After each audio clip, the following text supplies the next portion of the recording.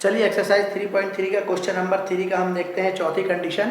अब fourth condition क्या कह रही है कि the taxi charge in a city consist of a fixed charge together with the charge for the distance covered.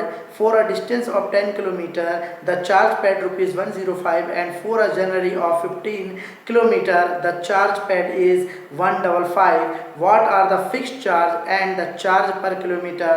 How much does a person have to pay for traveling a distance of 25 kilometre? यहाँ पे ये कह रहा है कि अगर एक charge हम देखें, जो उसका चार्ज है अगर वो फिक्स्ड रहता है, उसके बाद ये कह रहा है कि अगर कोई अदर और आगे अगर वो चलती है और किलोमीटर अगर वो टैक्सी चलती है तो उसका बस इंक्लूड करना है हमें भाड़ा। और फिर उस कंडीशन के हिसाब से लास्ट में हमें ये बताना है कि लास्ट में वो पर्सन फिर 25 किलोमीटर चलेगा तो वो कितने रुपए देगा, कितना वो चार्ज देगा। तो हमने क्वेश्चन यहाँ पर पहले ही मान लिया है। यहाँ पे देखें, let the fixed charge be x rupees and the charge per kilometre be y rupees. Is that clear? तो हमने ये इक्वेशन मान लिया है। क्वेश्चन के अकॉर्डिंग हम जब आएंगे तो वो कह रहा है कि फिक्स्ड चार्ज, तो फिक्स्ड चार्ज बिल्कुल x ही रहेगा। तो यहाँ पे हम लिखेंगे x प्लस, यहाँ पे वो कह रहा है कि अगर जो चार्ज पर किलोमीटर हमने क्या माना हुआ है बाय, परंतु इसको वो बढ़ा रहा है और इसे कह रहा है कि इसमें वो इंक्लूड करना है 10 किलोमीटर जो यहाँ पे दिया है। तो यहाँ पे लिख देंगे हम 10y इक्वल कितना लगता है, तो यहाँ पे उन्होंने बोला 105, 105 यहाँ पर लग रहा है। ठीक है, यहाँ पे लिखा है 105 रुपीज यहाँ पर लगते हैं। फिर अगले सिचुएशन में उन्होंने ये कहा है कि यहाँ पर ये जो है, अब अगली ये इक्वेशन फर्स्ट हो गई। अब यहाँ पे फिक्स्ड तो वही रहेगा x प्लस, अगली बार वो कहता है कि यहाँ पे 10 नहीं, यहाँ पर 15 है, तो वो क्या करता है, यहाँ पर फिर उसे खर्च करने पड़ते हैं 155 रुपीज। Is that clear? तो इस प्रकार से इक्वेशन बनेगी। ठीक है, अब हम इसे सॉल्व करते हैं।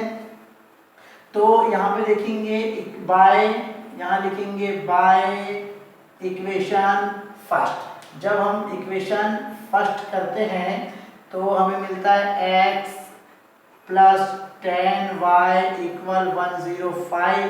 यहाँ ट्रांसफर करेंगे x की वैल्यू 105 माइनस 10y, ये हमारा आ जाएगा क्या, ये इक्वेशन फर्स्ट थर्ड आ जाएगी। Is that clear? अब हम इसकी वैल्यू पुट कर देंगे इक्वेशन 2 में। तो यहाँ पे लिखते हैं पुटिंग, यहाँ लिखेंगे putting x equal 105 minus 10y in equation second. Is that clear?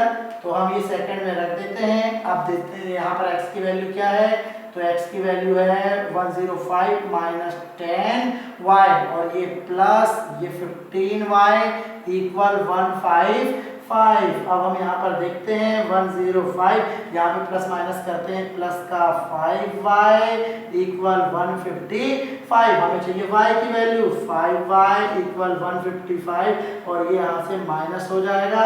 तो आपके पास y यहाँ पर बचेगा, यहाँ बचेगा 5y इक्वल, यहाँ से चला जाएगा, ये देखिए यहाँ से 5 में से 5 गया है तो 0 बचेगा यहाँ पर, और ये 5 में से 0 गया तो यहाँ पर 5 बचेगा और 1 में से 1 गया तो क्लियर, कुछ नहीं बचा। तो y की वैल्यू हमें चाहिए 50/5, तो y की वैल्यू हो जाएगी आपकी 10। तो ये y की वैल्यू आ गई आपकी क्या, 10। अब हम क्या करेंगे, यहाँ लिखेंगे putting y equal 10 in equation 1 2 3।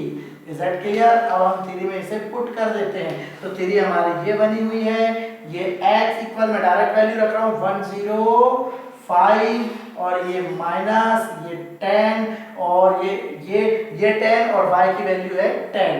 तो ये आ जाएगी x इक्वल 105 और यहाँ 100, तो x की वैल्यू आ जाती है 5। Is that clear?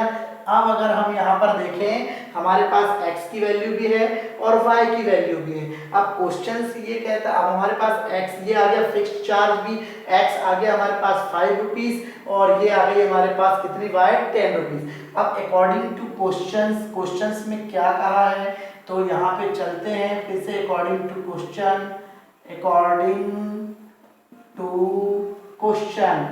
क्या कह रहा है, क्वेश्चन ये कह रहा है कि यदि वो 25 है, मान लीजिए उसकी 25 किलोमीटर है, तो फिर उसे कितना एक्सपेंस करना पड़ेगा। तो यहाँ सिंपल सी बात है, हम यहाँ पर लिख सकते हैं कि वो जब 25 किलोमीटर है तो हमारा आंसर इक्वेशन कुछ इस तरह से बन जाएगी, x प्लस 25y इक्वल, जब हम अगर ये पोजीशन में आते हैं तो कितने रुपए उसको लगेंगे हम वो देखते हैं।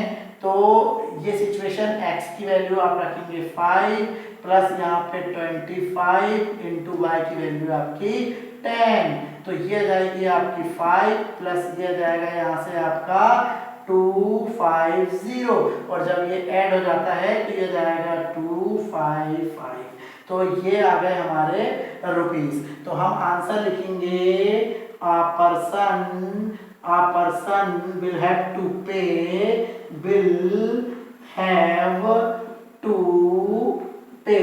ये हम आंसर लिख रहे हैं, इज दैट क्लियर। तो a person will have to pay rupees 255 for 25 kilometre. तो वो 25 किलोमीटर के लिए 255 रुपए खर्च करेगा। Is that clear? Thank you very much.